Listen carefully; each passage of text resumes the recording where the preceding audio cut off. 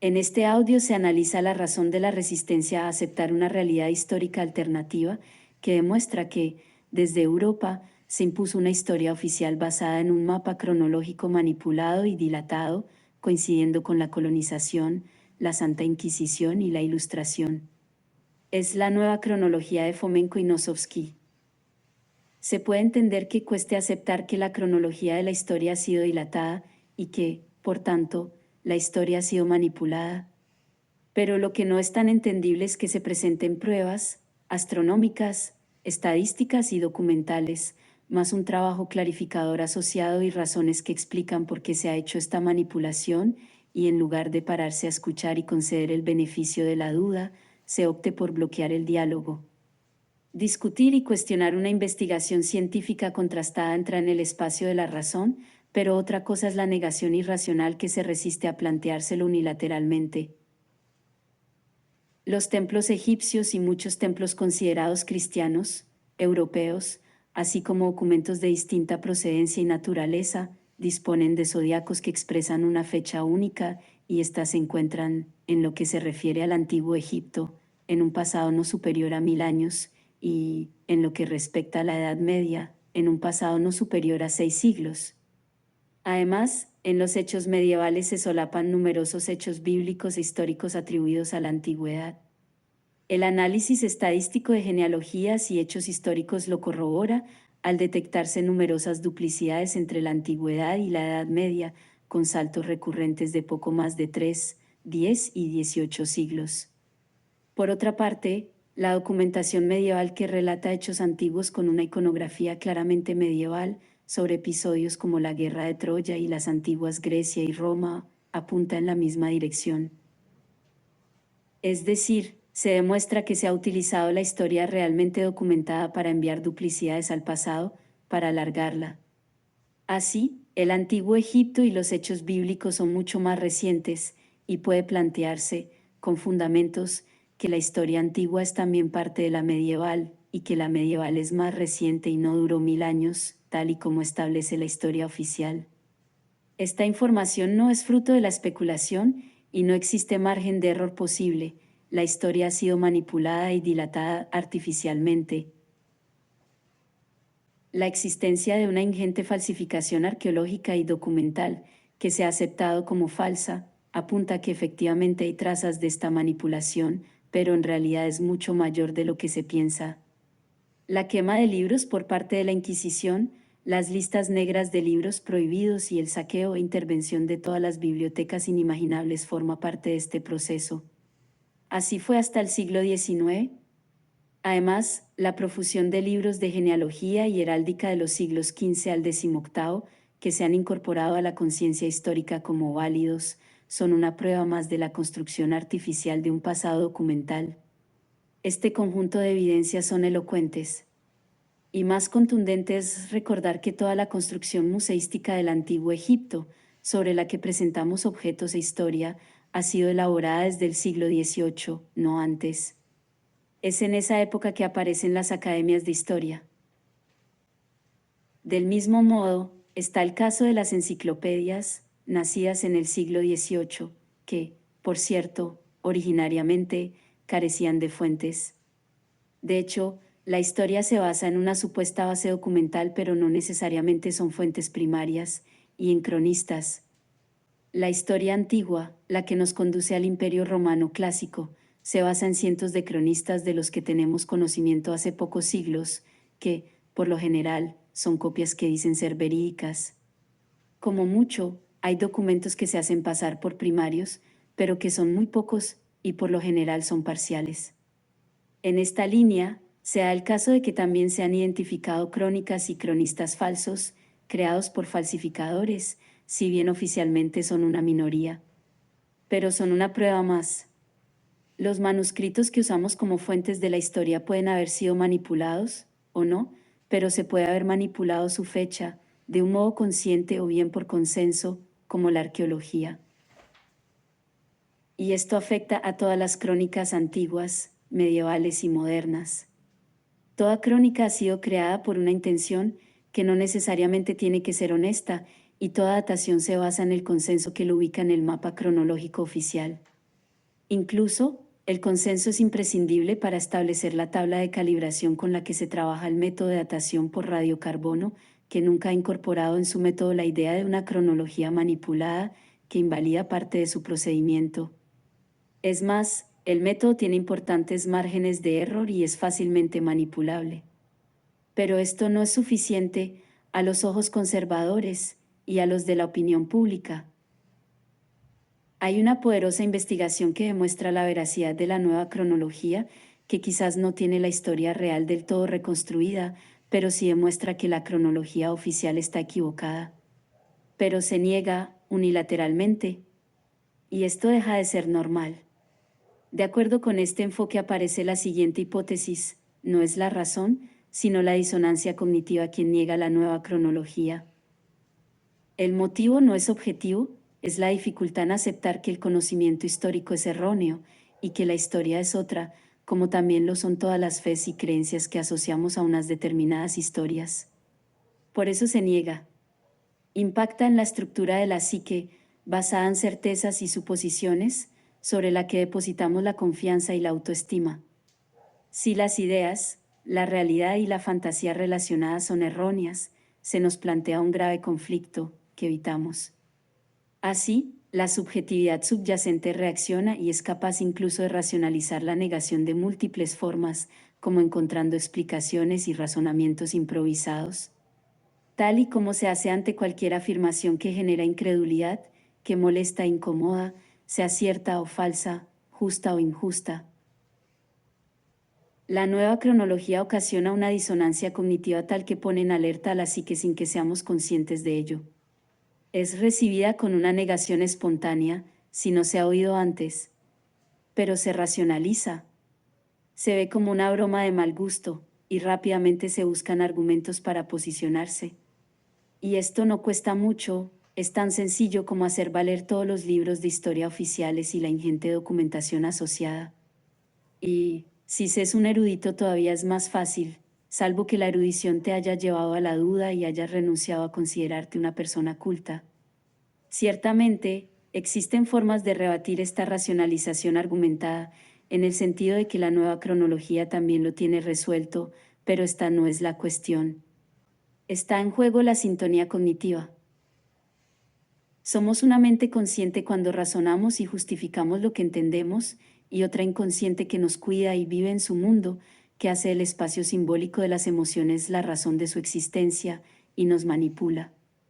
Pero ignoramos que esta dualidad consciente-inconsciente requiere que, para que funcione, no sepamos que existe. Es solo una forma de mantener la vitalidad para sobrevivir en plenitud, sin que nos atormente la ignorancia. Así, se racionaliza la negación de una certeza neocronológica de múltiples formas, para proteger el inconsciente que se ha creído lo aceptado y compartido, y se resiste a mostrarse vulnerable y limitado por una conciencia rebelde a la que desautoriza. Pero esto no es todo. La reacción es a todos los niveles, desde lo individual a lo grupal, en todas sus dimensiones. La anormalidad neocronológica no tiene espacio para nuestra conciencia, y tampoco para el propio inconsciente y todas las variantes de los inconscientes colectivos. No importa que las evidencias astronómicas y estadísticas, junto con los documentos que hoy en día decimos anacrónicos, no lo dejen bien claro. Si debemos elegir entre la historia oficial y otra que nos hace ignorantes de la realidad y vacíos de conocimientos aprendidos, fe, creencias e intuiciones, donde, en definitiva, relajamos el inconsciente y nuestra identidad, decidimos negarlo todo. Así nos sentimos más fuertes y todo parece más normal.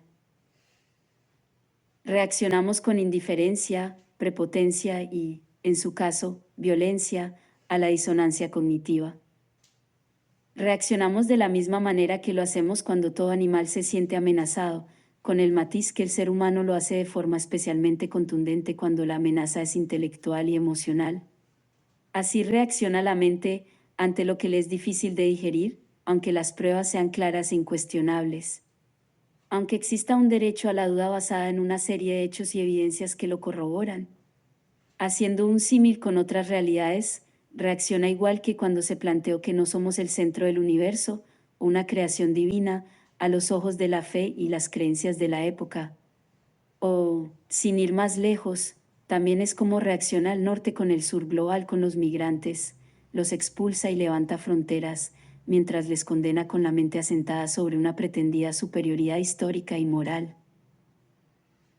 Como lo hace Estados Unidos y la OTAN con toda fuerza económica y militar que no controla y teme, manipulando la realidad, ya manipulada desde Occidente tal y como muestra la nueva cronología. O como lo hace Israel frente a Palestina por el dominio de la Tierra Santa, que cree tener el derecho de apropiarse, precisamente, en gran parte, por la historia escrita, manipulada y que se sigue manipulando, por su gloria, con el apoyo militar de los Estados Unidos. En definitiva, la disonancia aparece en toda lucha, donde, como sociedades, una determinada élite, o quien se cree tener poder, se enfrenta a quien aspira a tenerlo o cree que el que dispone no es suficiente. Y claro, aparecen luchas religiosas asociadas a grandes civilizaciones o variantes troncales de estas.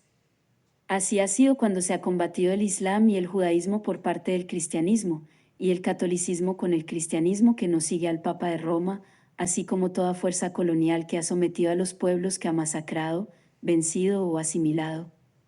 Todo genocidio, pasado, presente y futuro, es parte de esta reacción, como también lo es su negación y la capacidad destructiva del ser humano ante su propio hábitat y la naturaleza, que mucha gente niega o ignora conscientemente. En este sentido, es digno de destacar el hecho de que esta investigación afecta más que a la razón o al conocimiento comunes. Afecta a la fe y las creencias personales y populares sobre las que nos vestimos como individuos y personajes públicos. Por ejemplo, al alterar el tiempo y las razones de los textos sagrados y de la antigüedad, sin pretenderlo, la nueva cronología les quita la magia. Lo mismo ocurre cuando deja al descubierto la mano que lo ha manipulado, el poder de la élite política y sacerdotal. De hecho, expone, a los ojos públicos, la capacidad del ser humano de especular con los dioses, los mitos y el poder. En este sentido, pide, en cierto modo, pasar cierta vergüenza y repensar demasiadas cosas. No es sencillo asumir que la fe religiosa sea una forma artificial de relajar ahí el sentido de la existencia que hemos aceptado y nos cautiva, o que toda creencia trascendente nos hace creer que somos más libres, pero, a efectos inconscientes, es exactamente lo mismo que el hecho religioso. Para aceptarlo debemos cambiar el registro de la historia que hemos convertido en realidad, que no ponemos en duda. Cuanto mayor sea la historia de la fe, más poderosa será su idea en nuestro interior. Si no es grande, dejará de tener poder. Y en esta historia cabe más que la fe, también hay espacio para las creencias y las alianzas.